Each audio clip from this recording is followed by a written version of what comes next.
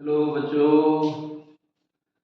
आज हम आपके लिए ऐसे ब्रह्मास्त्र लेके आए हैं जिसके बेसिस पर आप स्टोइकोमेट्री की न्यूमेरिकल प्रॉब्लम्स को एकदम आसानी से चुटकी में आप सॉल्व कर लोगे।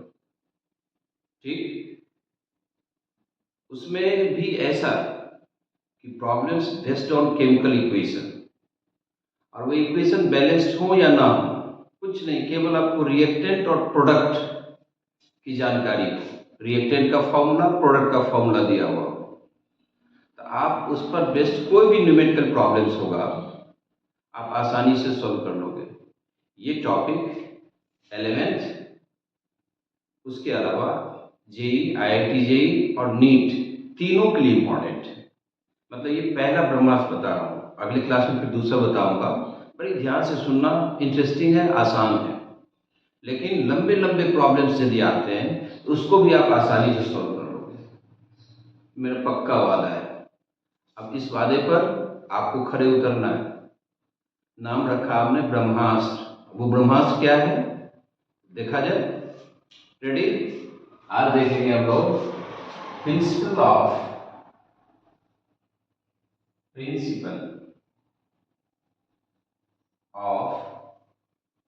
Atom conservation. Atom conservation, principle of atom conservation. हालांकि इसको हम लोग एब्रिविएट करके पढ़ते हैं, तो पढ़ते हैं, इस नाम से ज्यादा फेमस है पीओएसी। पीओएसी के नाम से ज्यादा फेमस है। और ये ऐसा टिप्स है, मैं बार बार फिर एक बार रिपीट कर रहा हूं कि इस मेथड से न्यूमेरिकल प्रॉब्लम्स को सॉल्व करने के लिए केमिकल इक्वेशन को बैलेंस नहीं होना है। बिना बैलेंस किए हुए आप सारे प्रॉब्लम्स को सॉल्व कर लोगे। ठीक है? अब ये पीओएसी है क्या? छोटा सा थ्योरी है, प्रिंसिपल छोटा सा है, और उसकी एप्लीकेशन काफी लंबे है। ठीक है, तो देखें, ये प्रिंसिपल कहता है कि किसी भी केमिकल रिएक्शन में किसी पर्टिकुलर रिएक्टेंट के जो एटम्स होते हैं, ठीक है, उसके एटम्स हमेशा कंजर्व होंगे, बिकॉज यू नो कि atoms can not be produced not destroyed. Atom को आप तोड़ नहीं सकते हो। ठीक है, तो एटम हमेशा कंजर्व रहता है। जितने एटम्स रिएक्टेंट में होंगे उतने ही एटम्स क्या होंगे, प्रोडक्ट में होंगे। ठीक है, मतलब यदि आप बताओ number of atoms of element, a certain element in the given compound is fixed, यदि एटम्स के नंबर फिक्स्ड है तो उस एटम के मोल भी फिक्स होंगे। बिकॉज मोल कैसे निकालते हो, तो number of atoms divided by Avogadro number, right? तो ये प्रिंसिपल ये है कि in any chemical reaction, in any chemical reaction, number of atoms, number of atoms of an element, of an element, ठीक है, remains, remains conserved। ये संख्या हमेशा कंजर्व रहता है, बदलता नहीं है। इसका मतलब ये हुआ कि number of atoms in reactant, और वो एटम्स किसका, तो किसी पर्टिकुलर एलिमेंट का। हालांकि आप किसी भी एटम के लिए पीओएसी यूज कर सकते हो। In reactant equal to number of atoms in product. Reactant और प्रोडक्ट में नंबर ऑफ एटम्स हमेशा क्या होता है, इक्वल रहता है, बदलता नहीं है। इसका मतलब ये हुआ कि number of moles of an element in reactant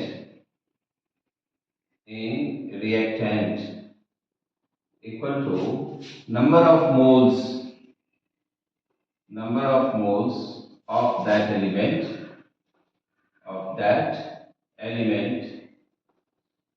in product. मतलब रिएक्टेंट और प्रोडक्ट में किसी सर्टेन एलिमेंट्स के एटम्स का मोल, उसका मोल हमेशा क्या होता है, number of moles of an element in an atom equal to number of moles of that element. Element मतलब यहां लिख देता हूं, एटम लिख सकते हो, एटम का ही एलिमेंट होगा, ठीक है, यहां भी लिख लें एटम। ओके, ये थियरी है। अब इस थियरी को देखो, थियरी कोई छोटा है, एक सेंटेंस क्या था कि किसी भी एलिमेंट के एटम्स जितने रिएक्टेंट में होंगे उतने ही एटम क्या होंगे, प्रोडक्ट में होंगे, है ना। अब इस कंसेप्ट को यदि हम यूज करें तो लंबे से लंबे प्रॉब्लम को आप सॉल्व कर लो। मैं 2-3 एग्जाम्पल के थ्रू इसको सॉल्व करता हूँ, ठीक है, समझाता हूँ, समझ में आ जाएगा क्या है। एग्जाम्पल लेके चलो, जो एनसीईआरटी में एग्जाम्पल है पहला वही लेके चलता हूँ। For example potassium chlorate KClO3, ये डिकम्पोज होता है KCl plus O2, KCl plus O2। Potassium chlorate decompose हो रहा है किसमें, KCl और O2 में, ठीक है। अब इसमें आप कोई भी प्रॉब्लम लेके चलें, किसी भी एलिमेंट के लिए पीओसी अप्लाई करो। हम बारी बारी से ये बताओ, ये इसमें कितने एलिमेंट हैं, 3, पोटेशियम, क्लोरीन और ऑक्सीजन, यानी 3 तरह के एटम्स होंगे। तो इन तीनों के लिए किसी के लिए अप्लाई करके आप प्रॉब्लम सॉल्व कर लो। एग्जाम्पल भी दे रहा हूँ, पहले देखो, पहले हम लोग पोटेशियम के लिए यूज करते हैं। यहां देखते हैं, applying POAC to potassium atom, potassium atom के लिए अप्लाई करोगे तो क्या लिखेंगे हम लोग। मैं डायरेक्ट मोल पर आ जाता हूँ, एक बता दो पहले ही कि number of atoms of potassium in KClO3 equal to number of potassium in KCl, ठीक है। देखो रिएक्शन बैलेंस नहीं है लेकिन प्रॉब्लम सॉल्व कर लोगे। Apply POC to potassium atom, क्या लिखेंगे हम लोग, number of potassium atom in KClO3 equal to number of potassium atom in KCl। Potassium chloride में कितना है, इसका मतलब ये हुआ कि number of moles of potassium in KClO3 equal to number of moles of potassium in KCl, ठीक। अब आप बताओ KClO3 के 1 मोल में पोटेशियम में कितना मोल है, 1, और KCl के 1 मोल में पोटेशियम में कितना है, 1। इसलिए सिंप्लीफाई करोगे तो लिखेंगे 1 into number of moles of KClO3 equal to 1 into number of moles of KCl। क्यों, जितना KClO3 का मोल है उतना ही मोल तो पोटेशियम है, यानी सिंपल जानो, number of moles of KClO3 equal to number of moles of KCl। Potassium chloride के मोल होंगे, जितने मोल्स ये खर्च होंगे उतने ही मोल बनेंगे। हमने रिएक्शन बैलेंस नहीं किया है, आप यूनिटरी मेथड जो यूज करोगे उससे भी कर लेंगे, लेकिन ये सबसे आसान तरीका। अभी आपको लिखने में टाइम लगता है, देखो जब प्रॉब्लम करेंगे पर एक चुटकी भी सॉल्व कर लो। अब हम इसी इक्वेशन में यूज करते हैं किसके लिए, क्लोरीन के, तो वो भी वही होगा। सिमिलरली यहां लिख देता हूं, similarly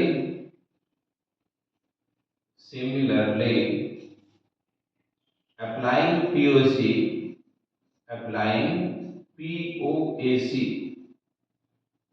two chlorine atom, chlorine atom के लिए यूज करो तो यहां भी वही लिखेंगे, number of atoms of chlorine in KClO3 equal to number of atoms of chlorine in what, KCl। इसका मतलब number of moles of chlorine in KClO3 equal to number of moles of chlorine what KCl। जब इसके 1 मोल में chlorine 1 है, यहाँ भी कितना तो यही लिखेंगे 1 into number of moles of KClO3 equal to 1 into number of moles of KCl। Similarly यहाँ डायरेक्ट लिख देता हूँ number of moles of KClO3 equal to number of moles of KCl। समझ में आ गया होगा क्यों? यहाँ पोटेशियम 1 है, यहाँ भी पोटेशियम 1 है, क्लोरीन 1 है, क्लोरीन 1 है, तो दोनों के लिए एक ही तरह का फॉर्मूला आ जाएगा। लेकिन यदि आप ऑक्सीजन एटम के लिए लेके चलते हो तब देखो क्या होगा। इसको स्क्रीनशॉट ले लें। देखो बेटे ऐसा है बच्चों कि अभी हम ट्रेडिशनल वे में पढ़ा रहे हैं, धीरे धीरे धीरे इसको अपग्रेड करेंगे, स्मार्ट में आएंगे तो टाइम कम लगेगा, मुझे पता है। थोड़ी देर इसमें हम देखते हैं, ट्रेनिंग लेंगे। अब हम इसी इक्वेशन में अप्लाई कर रहे हैं ऑक्सीजन एटम के लिए। अप्लाई, देखो फॉर्मूला चेंज होगा, apply POAC to oxygen atom. Oxygen atom के लिए POAC यूज करो, पता चल जाएगा क्या। तो number of moles of oxygen in KClO3 equal to number of moles of oxygen in O2। Directly लिखता हूं, ये एटम्स चलो, number of atoms of oxygen in KClO3 equal to number of atoms of oxygen in O2।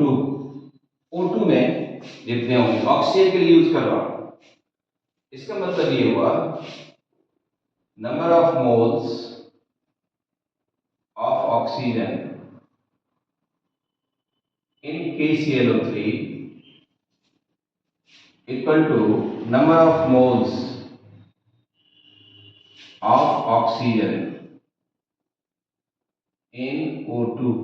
O2 में कितने मोल है बराबर कर लेंगे। अब आप देखो KClO3 के 1 मोल में ऑक्सीजन के कितने मोल है 3। तो KClO3 का 3 गुना हो जाएगा ऑक्सीजन का मोल, 3 टाइम्स होगा। लिखा number of moles of oxygen KClO3 का number of moles of oxygen in O2। अब आप समझो KClO3 के 1 मोल में ऑक्सीजन के कितने मोल हैं 3, 1 मोल में, तो यहाँ ऑक्सीजन का मोल हो जाएगा 3 into number of moles of KClO3 equal to oxygen के 1 मोल में, यहां देखना ऑक्सीजन के 1 मोल में, ऑक्सीजन O2 के 1 मोल में ऑक्सीजन के कितने मोल्स हैं 2। O2 के 1 मोल में ऑक्सीजन एटम के कितने मोल हैं 2, तो हम यहां लिखेंगे 2 into number of moles of O2 का जितना मोल हो उसका डबल कर देंगे, यानी एक रिलेशन आ गया। यानी यदि हमको number of moles of KClO3 निकालनी है, समझ में आ रही है, KClO3 निकालनी है, हम इधर क्या करेंगे 3 से डिवाइड कर देंगे। यानी यहां देखो इस इक्वेशन को भरने देता हूं, उसके बाद इस पर डेटा के साथ इस प्रॉब्लम को सॉल्व करेंगे। अभी हमने केवल POAC का डेफिनेशन बनाया, उसकी डेफिनेशन से क्या रिजल्ट आता है। इसका मतलब ये हुआ number of moles of KClO3 equal to 2 into number of moles of O2, number of moles of O2 divided by 3 से डिवाइड कर दें। ये ऑक्सीजन का मोल निकालना है तो इसमें 2 से डिवाइड कर दो, राइट। तो ये हुआ POAC। उम्मीद करता हूं कि सबको समझ में आ गया होगा। पहले आप एटम्स को कंजर्व करें, फिर एटम पर ही डिपेंड करता मोल। अब किसी कंपाउंड में किसी एलिमेंट के कितने मोल होंगे तो फॉर्मूला देखने से पता चल गया। जैसे KClO3 के 1 मोल में ऑक्सीजन 3 है, तो ऑक्सीजन के मोल्स कितने होंगे 3 into moles of what KClO3। ठीक है, अब इसी में एक छोटा सा प्रॉब्लम ले लेता हूँ। यदि मान लो इस KClO3 का आपने मास ले लिया है, ठीक है, KClO3 का मास ले लिया 12.25 ग्राम। आपसे पूछा गया, क्वेश्चन ले लेते हैं, क्वेश्चन ले लो, if 12.25 gram of KClO3 is decomposed,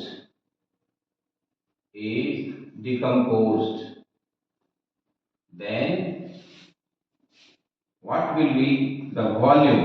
What will be the volume of oxygen gas at NTP? At NTP, देखो छोटा सा प्रॉब्लम दिया, एनटीपी पर ऑक्सीजन गैस का वॉल्यूम कितना होगा? KClO3 का कितने ग्राम डिकम्पोज करते हो? 12.25 ग्राम। अब आपको पता होगा वॉल्यूम निकालते हैं तो हम लोग क्या निकालते हैं, उसके कितने मोल्स बनेंगे, मोल्स पता चल जाएगा तो वॉल्यूम निकल जाएगा। उसमें क्या करोगे, 22.4 से मल्टीप्लाई कर देंगे। मोलर वॉल्यूम कितना होगा? 22.4। तो कैसे सोल्व करोगे? तो यहाँ हमारे पास डेटा है, इक्वेशन है लिखा हुआ, यही देखो KClO3 KClO2। और सबसे बड़ी बात क्या है कि ऐसे रिएक्शन में आपको जरूरी नहीं कि इक्वेशन हम बैलेंस करेंगे तब प्रॉब्लम सोल्व होगा, बिना बैलेंस किए हुए आप सोल्व कर लोगे। ठीक है, तो वो मैं दिखा रहा हूँ POC का एप्लीकेशन, ये हमने पहला एग्जाम्पल दिया, इसी पर डेफिनेशन समझा, इसी पर प्रॉब्लम दे रहा हूँ। यहाँ देखो इसका कितना ग्राम है, यानी देता हूँ फिर से, KClO3 KCl स्ट्रांगली हीट करो, डिकम्पोज हो गया।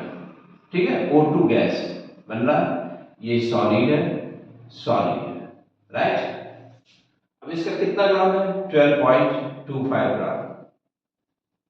इसका मोलर मास निकालो, GMF, KClO3 का मोलर मास निकालते हैं।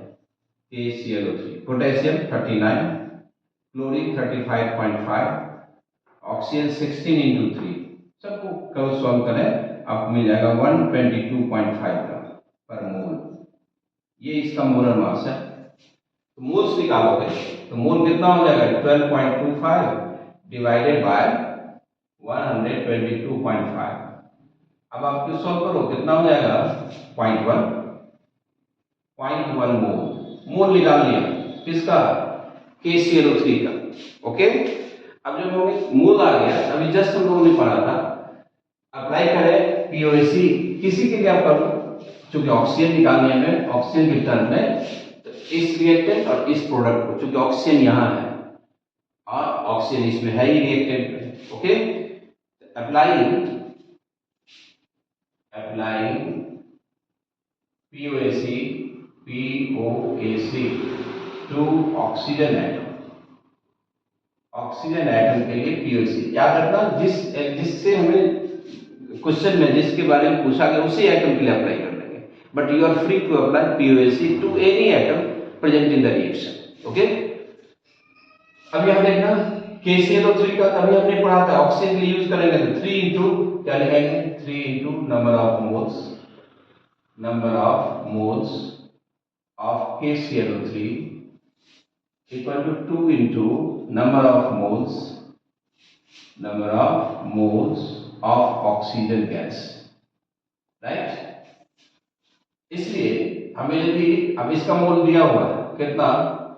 3 इंटू 0.1, फैक्टर क्या है? 0.1 mole equal to 2 into number of moles of O2 gas, O2 gas के मोल्स, इसलिए नंबर ऑफ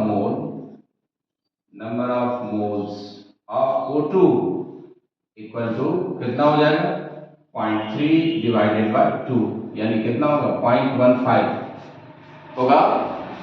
इतना मोल हो गया O2 गैस। अब आप देखो मोल्स आ गया, इसलिए volume, so volume of O2 gas at NTP पर वॉल्यूम निकालेंगे तो कितना करेंगे? 0.15 इंटू 22.4 मल्टीप्लाई कर लो, आ जाएगा इतने लीटर ऑक्सीजन बनेंगे। क्या समझ में आ गया? बहुत आसान है, बताएं। क्या सबको समझ में आ गया? वेरी गुड, सिंपल है। आप किसी का मान लो केसीएल के बारे में पूछा जाता तो हम किसी के लिए अप्लाई करते, पोटेशियम या क्लोरीन के लिए अप्लाई कर देते, राइट। चलो दूसरा प्रॉब्लम देखते हैं, पीओएसी का एप्लीकेशन में दूसरा। अब इसमें दूसरा प्रॉब्लम इतना ये इसीलिए इसका हमने नाम रखा ब्रह्मास्त्र है, किसी भी इक्वेशन को बगैर बैलेंस किए हुए। अच्छा, इस रिएक्शन इस प्रॉब्लम को आप बैलेंस करके भी कर सकते थे यूनिटरी मेथड से, but it takes time, calculation लंबा हो जाता है। दूसरा प्रॉब्लम देखो, मैंने लिख के लाया आप लोगों के लिए। दूसरा प्रॉब्लम है कि यहां है एग्जाम्पल नंबर 2, एग्जाम्पल सेकेंड दे रहा हूं, क्या है 21.2 ग्राम 21.2 ग्राम ऑफ सोडियम कार्बोनेट। अब इस प्रॉब्लम को देखोगे और समझोगे तब आपको पीओएसी की इंपॉर्टेंस समझ में आ जाएगा, कितना बड़ा ये अस्त्र है ये पता चल जाएगा। 21.2 ग्राम of Na2CO3 was treated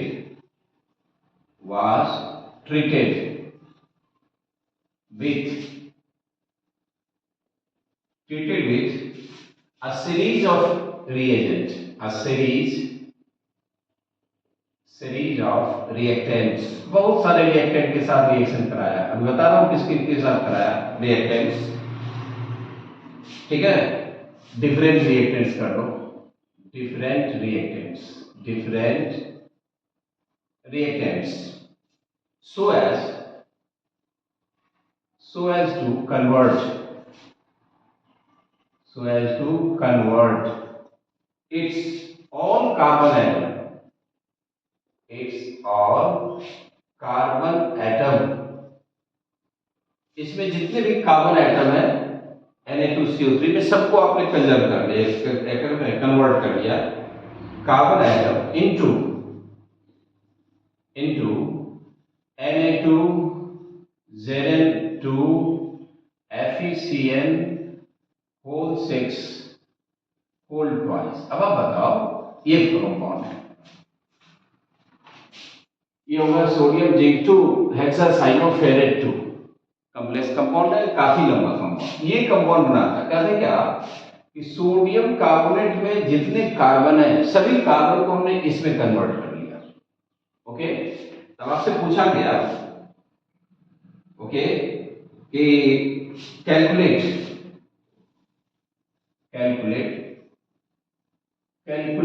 the mass of Na2 Zn2 FeCN whole 6, इसका मास निकालना होल ट्वाइस। कितना ग्राम होगा, कितना ग्राम बनेगा? जैसे ये 21.2 ग्राम लिया तो ये कितना ग्राम बनेगा? अब आप देखो इस प्रॉब्लम में हाँ दिया हुआ डेटा दिया हुआ कि मोलर मास ऑफ क्या कहते हैं ये इस कंपाउंड का Na2 Zn2 FeCN whole 6 whole twice, इसका मोलर मास दीजिए ताकि आपको कैलकुलेशन में टाइम न लगे। इक्वल टू दे रखा है 665 ग्राम पर मोल, ये इसका मोलर मास दे रखा है, ठीक है। सोडियम कार्बोनेट आप निकाल लोगे, ऐसे लिख ले molar mass of sodium carbonate, लिख ही देता हूं, सबको पता है 106 ग्राम पर मोल, ये मोलर मास दे रखा है। अब आपको निकालनी है कि इसके इतने ग्राम से कितना। अब आप बताओ इसमें था केवल सोडियम कार्बन ऑक्सीजन, यहाँ क्या है सोडियम जिंक आयरन कार्बन और नाइट्रोजन। इसका मतलब इस कंपाउंड को हमने वेराइटीज ऑफ रिएक्टेंट से रिएक्ट किया, बीच में काफी रिएक्टेंट होगा, जिंक हाइड्रोक्साइड होगा, है ना, फेरस साइनाइड हो सकता है, कोई भी आप लेके चले या जिंक साइनाइड लेके चल सकते हो। कई कंपाउंड्स को आपने रिएक्ट किया तब जाके मिला। तो हमारे पास केवल एक रिएक्टेंट है और एक प्रोडक्ट दिया, अब पूछा गया तो हम लोग क्या लिखेंगे? अच्छा, एक और हिंट दे रखा है इस प्रॉब्लम में कि आप ये मान के चले इसमें जितने कार्बन एटम्स हैं सारे कार्बन एटम्स क्या है कंजर्व है, उसमें कोई कमी नहीं हुई, न बढ़ा है न घटा है। इसका मतलब ये हुआ कि इस सीक्वेंस ऑफ रिएक्शन में number of carbon atoms conserved. इसलिए हम लोगों को यूज भी करना होगा पीओएसी। तो किसके लिए? केवल कार्बन के लिए यूज करोगे। सोडियम के लिए करेंगे? नहीं करेंगे। जरूरी नहीं कि सोडियम कंजर्व हो। जिंक था ही नहीं, आयरन था ही नहीं, कार्बन नहीं था, नाइट्रोजन नहीं था। तो कार्बन था और नाइट्रोजन नहीं था, या मेथा नाइट्रोजन नहीं था, केवल कार्बन। और कार्बन के एटम्स कहते हैं कि कंजर्व है। सारे कार्बन एटम को आपने कन्वर्ट कर लिया इस कंपाउंड में। हम लिखेंगे, क्या लिखोगे? कार्बन एटम के लिए करते तो क्या लिखेंगे? 1 into number of moles of Na2CO3 equal to, अब आप बताओ इसके 1 मोल में कार्बन के कितने मोल हैं? एक Cn6 है, 6 यहाँ होगा। इसका भी ट्वाइस है, कितना? 12 है। तो लिखेंगे 12 into number of moles of Na2Zn2 FeCl6 whole twice.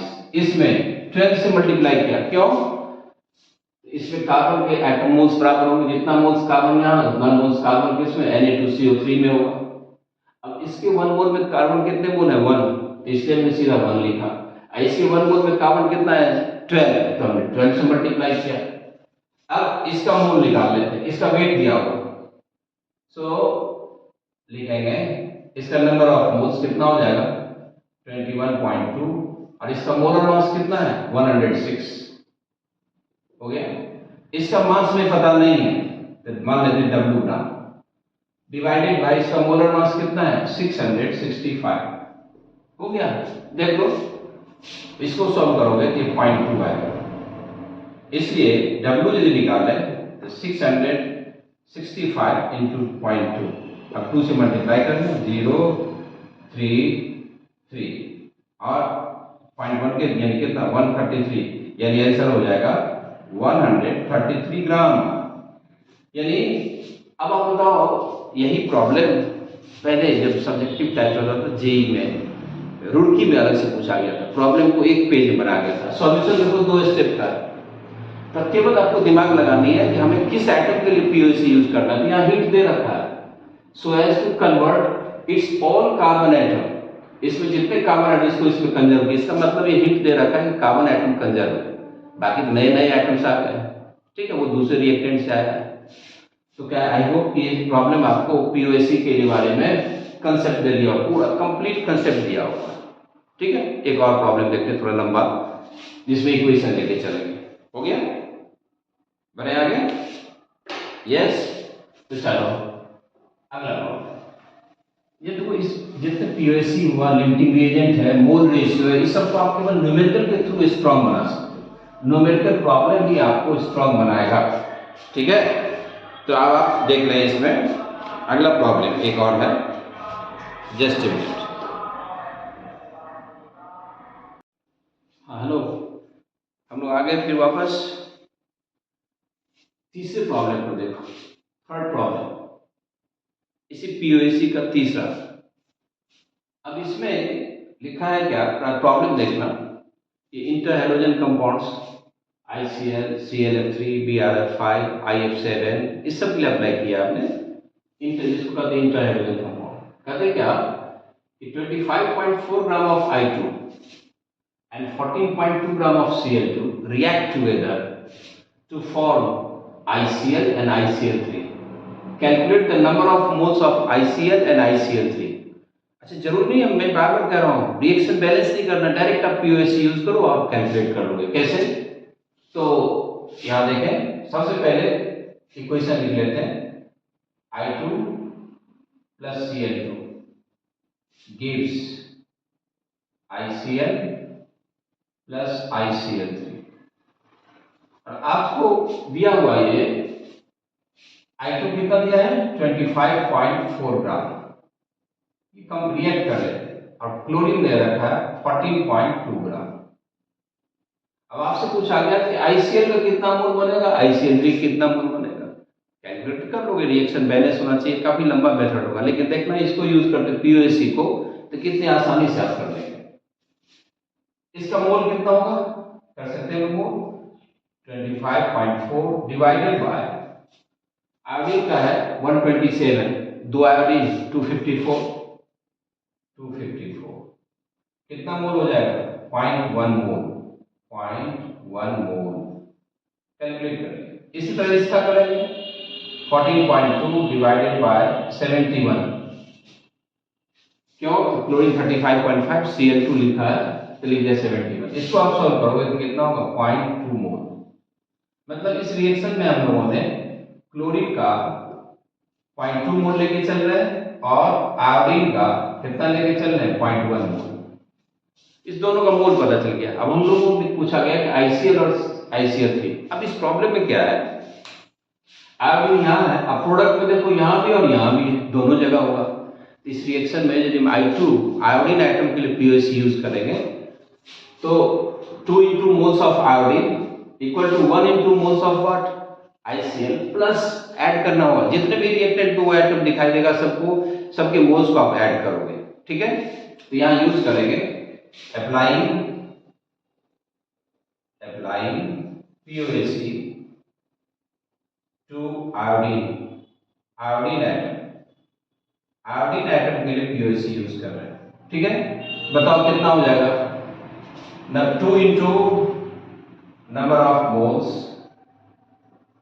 of iodine I2 equal to इसमें आयोडीन 1 इसमें भी आयोडीन 1 तो क्या लिखोगे 1 into number of moles of ICl plus 1 into number of moles of ICl3। ठीक है, दोनों लिख दिया। अब इसको आप सॉल्व करो तो 2 आयोडीन का कितना मोल है 0.1 इक्वल टू इसका मोल मान लेते हैं NiCl प्लस इसको मान लेंगे NiCl3। अननोन है, दो इक्वेशन आएगा NiCl3 ये और कर ले इसको लिखेंगे 0.2 equal to NiCl plus NiCl3। ये हो गया इक्वेशन 1। चूंकि हमें दो जगह आ गया ना इक्वेट करना होगा। फिर apply POC to chlorine item के लिए POC यूज करो।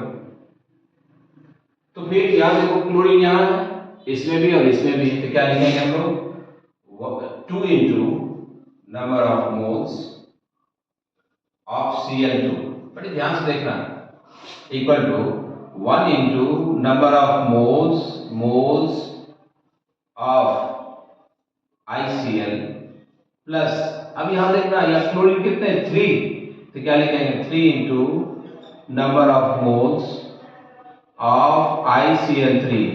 अब आप इसको सॉल्व करेंगे तो ये 2 है इसके मोल्स कितना है 2 तो 2 into 0.2 equal to n number of moles of ICl plus या 3 है तो 3 into number of moles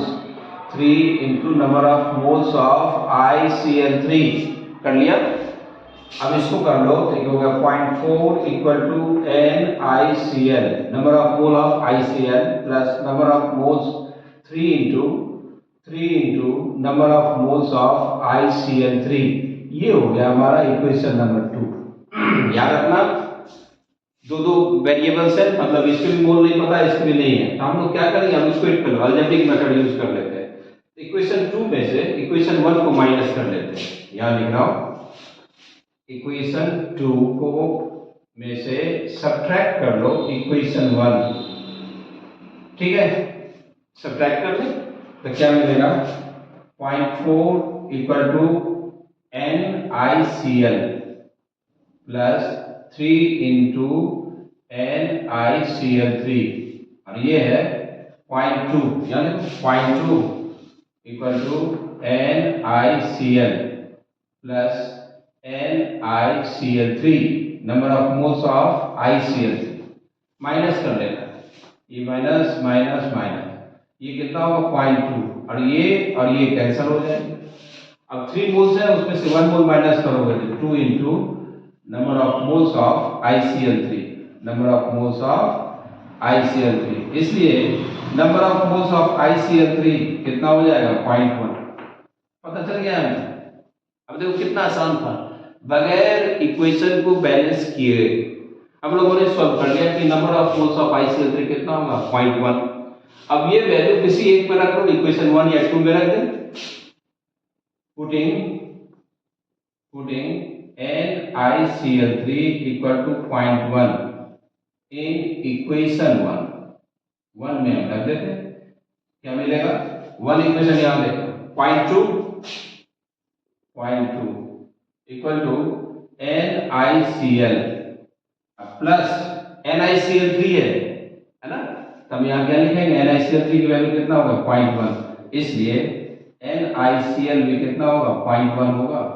यानी आंसर होगा कि ये भी बनेगा 0.1। इसी सवाल को ऑब्जेक्टिव में पूछा जाता है, ऑप्शंस दे देंगे 1 2 3 4, इसका कितना रेशियो होगा मोल 0.1, इसका भी कितना होगा 0.1। यदि हम ये डेटा लेके चलते हैं, अब आप बताएं कितना आसान है। इस प्रॉब्लम के थ्रू आपने एक बात सीखा कि यदि किसी एलिमेंट के एटम रिएक्टेंट में है, अब प्रोडक्ट में 2 जगह 3 जगह 4 जगह है, 3-4 तरह के प्रोडक्ट्स में, तो आप क्या करोगे सारे प्रोडक्ट्स में उस एलिमेंट के एटम्स के नंबर को कंजर्व करोगे, मतलब ऐड कर देंगे। जैसे आयोडीन यहाँ भी था, आयोडीन यहाँ भी है, आयोडीन के लिए यूज किया, देखो number of moles of ICl plus number of moles of ICl3। I hope कि आपको ये POSC यानी कि ब्रह्मास्त्र बहुत अच्छा लगा होगा और हेल्पफुल होगा। प्रॉब्लम सॉल्व करना और पूछते रहना, और हाँ यदि समझ में आ रहा है, कुछ आपको फायदा हो रहा है, तो हमारे चैनल को जरूर सब्सक्राइब करो, लाइक करो, शेयर करो, ताकि हमारा भी हौसला बढ़ता रहे और पढ़ाने में मन लगे। हम चाहते हैं कि हमारे पास जो भी ज्ञान है वो थोड़ा दूर दूर तक जाए, बस मकसद यही है। ओके, एकदम स्वस्थ रहे और पढ़ाई में ध्यान लगाए, पढ़ते रहें। Okay, bye.